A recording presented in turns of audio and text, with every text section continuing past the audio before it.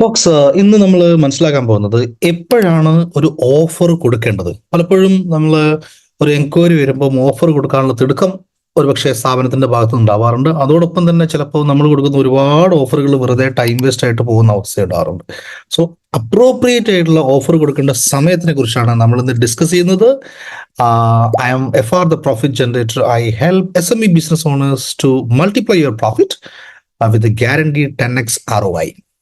Okay, ensuring your time freedom and wealth improvement. All right, now let me share the screen and show you what exactly I mean in terms of this offer spotting time.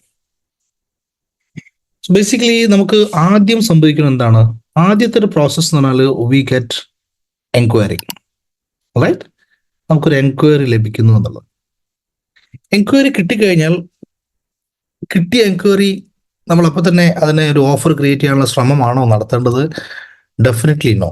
What we have to do is we have to establish that enquiry. Okay, എന്താണ് ഞാൻ ഇതുകൊണ്ട് ഉദ്ദേശിക്കുന്നത്? Establish ചെയ്യുക എന്ന് പറഞ്ഞാൽ എന്താണ്?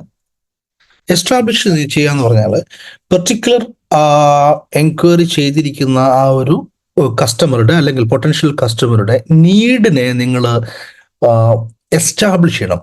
കൃത്യമായിട്ടുള്ള ചോദ്യങ്ങൾ ചോദിച്ചുകൊണ്ട് അവരുടെ ആവശ്യം എന്താണെന്ന് പൂർണ്ണമായിട്ടും മനസ്സിലാക്കണം. കാര്യം അവരുടെ ആവശ്യം അറിയാതെ നിങ്ങൾ കൊടുക്കുന്ന ഓഫർ അയാൾക്ക് കണക്റ്റ് ആവില്ല.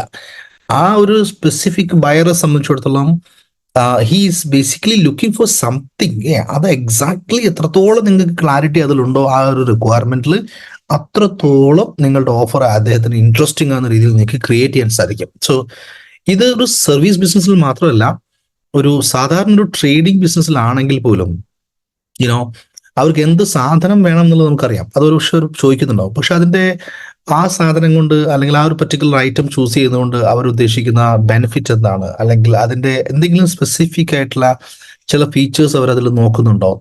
എപ്പോഴാണ് അവർക്ക് ഡെലിവറി വേണ്ടത്? അവർക്ക് എന്തെങ്കിലും ബഡ്ജറ്റ് ഇഷ്യൂസ് ഉണ്ടോ? ഇങ്ങനെ തുടങ്ങിയിട്ട് ഇതിന്റെ ചുറ്റും ഒത്തിരി കാര്യങ്ങൾ നിങ്ങൾക്ക് ചോദിച്ചു മനസ്സിലാക്കാൻ സാധിക്കും. ഓക്കെ, ആ ഒരു നീഡിനെ കൃത്യമായിട്ടും എസ്റ്റാബ്ലിഷ് ചെയ്യുക എന്നുള്ളതാണ് ആദ്യത്തെ ജോലി. രണ്ടാമതായിട്ട് നമ്മൾ ചെയ്യേണ്ടത് you have to basically qualify. എന്താണ് ഇതുകൊണ്ട് ഉദ്ദേശിക്കുന്നത്? നമ്മൾ എല്ലാ ആളുകൾക്കും ഓഫർ അയക്കേണ്ട കാര്യമില്ല. ഓക്കെ, നിങ്ങളുടെ ഒരു ദിവസം നിങ്ങൾക്ക് ചിലപ്പോൾ ഒരു 100 എൻക്വയറി വരുന്നുണ്ടെങ്കിൽ ഈ 100 പേർക്കും കൊട്ടേഷൻ അയക്കുക എന്നുള്ളൊരു പ്രോസസ്സിലല്ല നമ്മൾ ഇരിക്കേണ്ടത്. കൊട്ടേഷൻ അയക്കേണ്ടത് ക്വാളിഫൈ ചെയ്ത ആൾക്കാരാണ്. സോ പലപ്പോഴായിട്ട് ഇതിനു മുമ്പേ ഞാൻ തന്നെ പറഞ്ഞതുപോലെ അല്ലെങ്കിൽ നിങ്ങൾ കേട്ടതുപോലെ നിങ്ങൾ മനസ്സിലാക്കിയതുപോലെ നമ്മളൊരാളെ ക്വാളിഫൈ ചെയ്യുന്നത് മാൻ എന്നുള്ളൊരു കൺസെപ്റ്റ് ഉപയോഗിച്ചിട്ടാണ്. അതായത് ആ വ്യക്തിയുടെ അടുത്ത് മണിയുണ്ടോ, ഓക്കെ, അതോറിറ്റി പേഴ്സണോടാണോ നിങ്ങൾ സംസാരിക്കുന്നത്, ആൻഡ് ഓൾസോ അയാളുടെ നീഡ് കൃത്യമായിട്ടും നമുക്ക് കൊടുക്കാൻ സാധിക്കുന്നതാണോ എന്നുള്ളൊരു അസസ്മെന്റ് അല്ലേ. സോ ബേസിക്കലി മാനിലൂടെയാണ് നിങ്ങൾ ആളുകളെ ക്വാളിഫൈ ചെയ്യുന്നത്. ചിലപ്പോഴൊക്കെ സംഭവിക്കാറുണ്ട്. ഇപ്പോൾ എൻ്റെ എക്സ്പീരിയൻസിൽ എനിക്ക് മേ ബി ഒരു കപ്പിൾ ഓഫ് മന്ത്സ് ബാക്ക് പോലും എനിക്ക് ഇവിടെ പാളിച്ചു പറ്റിയിട്ടുണ്ട്. ഞാൻ പേഴ്സണലി ഇത് പഠിപ്പിക്കുന്ന ആളാണെങ്കിൽ പോലും ചില ഘട്ടങ്ങളിൽ നമ്മൾ ശ്രദ്ധിക്കാതെ പോകുന്ന കാര്യങ്ങൾ.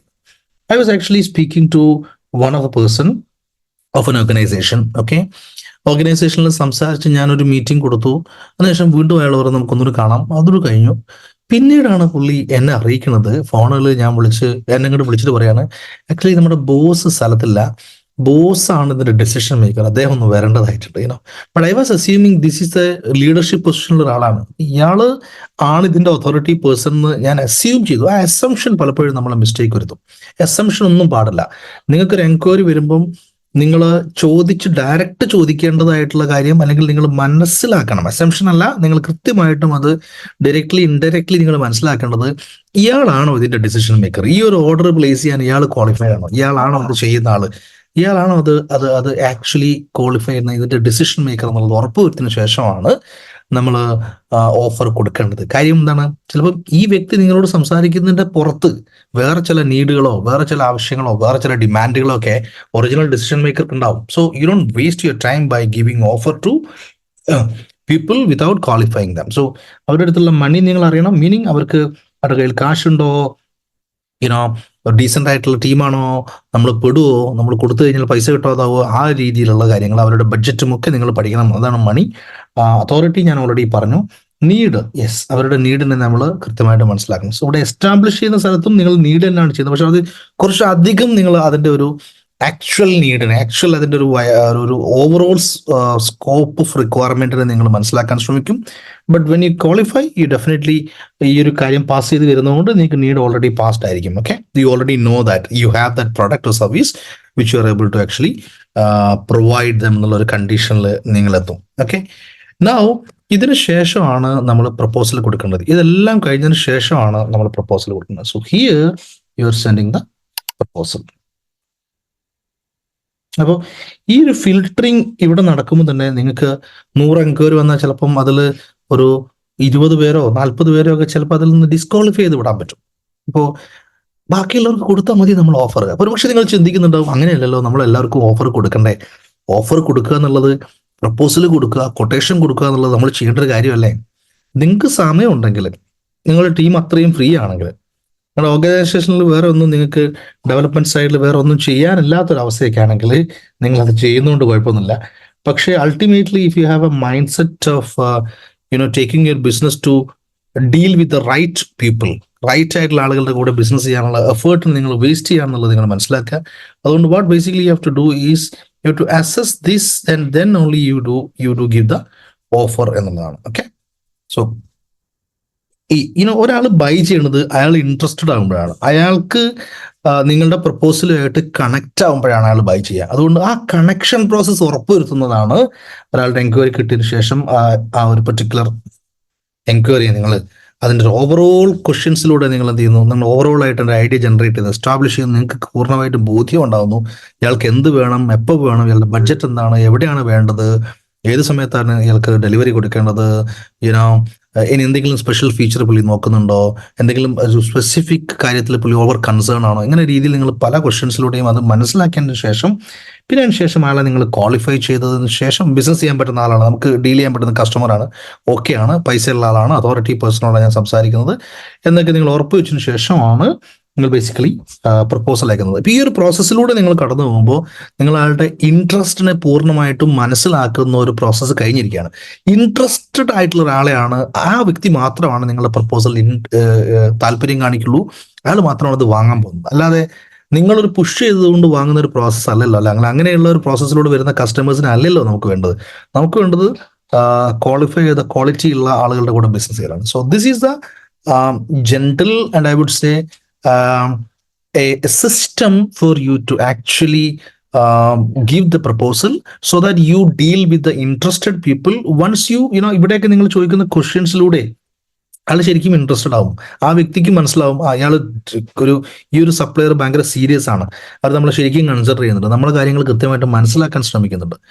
ഇത്തരം കാര്യങ്ങൾ നിങ്ങൾ ഈ ഒരു പ്രോസസ്സിലൂടെ പോകുമ്പോൾ ആ ഒരു മൈൻഡ് സെറ്റും ആ ഒരു ട്രസ്റ്റും കസ്റ്റമറുടെ ഭാഗത്തുണ്ടാകുന്നു. സോ ആളുടെ ഇൻട്രസ്റ്റിനെ നിങ്ങൾക്ക് പീക്കിൽ കൊണ്ടുവരാൻ സാധിക്കുകയും നിങ്ങൾ ഈ കൊടുക്കുന്ന പ്രപ്പോസൽ കൺവേർട്ട് ആവാനുള്ള സാധ്യത വളരെ കൂടുതലാണ്. ഓക്കെ, അതുകൊണ്ട് ഈ ഒരു കാര്യം നിങ്ങളുടെ ബിസിനസ്സിൽ ഉണ്ടെന്ന് ഉറപ്പിക്കുക. എല്ലാ എൻക്വയറിക്കും ഓർഡർ കൊടുക്കുക എന്നുള്ളതല്ല നമ്മൾ ചെയ്യേണ്ടത്, നമ്മളതിനെ എസ്റ്റാബ്ലിഷ് ചെയ്തിട്ടുണ്ട്. പിന്നെ ഫൈനലി ഒരു കാര്യം കൂടി പറയാനുള്ളത്, ഈ പ്രപ്പോസൽ കൊട്ടേഷൻ എന്നൊക്കെ പറയുന്നത് ഒരു ഡോക്യുമെന്റ് മാത്രമാണ്. നിങ്ങൾക്ക് വിൽക്കാൻ പറ്റാത്തൊരു സാധനം നിങ്ങളുടെ ഡോക്യുമെന്റിന് വിൽക്കാൻ സാധിക്കില്ല. ഓക്കെ, ഐ റിപ്പീറ്റ്, നിങ്ങൾക്ക് അതല്ലെങ്കിൽ നിങ്ങളുടെ സെയിൽസ്മാന് വിൽക്കാൻ പറ്റാത്ത ഒരു കാര്യം നിങ്ങളുടെ ഡോക്യുമെന്റിന് വിൽക്കാൻ സാധിക്കില്ല. അതുകൊണ്ടാണ് ഈ പ്രോസസ്സിന് ഇത്രയും ഇമ്പോർട്ടൻ്റ്. ഈ നീഡ് എസ്റ്റാബ്ലിഷ് ചെയ്യുന്ന കേസിലും അതേപോലെ അയാൾ ക്വാളിഫൈ ചെയ്യുന്ന കേസിലൊക്കെ ശരിക്കും ആരോട് സംസാരിച്ച് ആ ഒരു ട്രസ്റ്റ് ബിൽഡ് ചെയ്ത് ആ ഒരു ആവശ്യങ്ങളെ കുറിച്ച് മനസ്സിലാക്കിയിട്ട് നിങ്ങൾ ഓൾറെഡി സെൽ ചെയ്തു.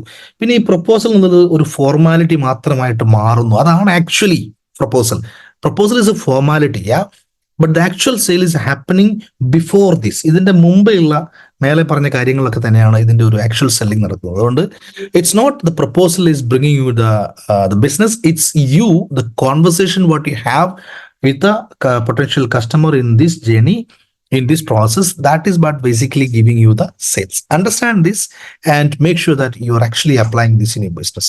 So I am for to to actually going in a mission to help people like you to grow your business. Hope you are getting benefit from this. Enjoy your business. Thank you. By.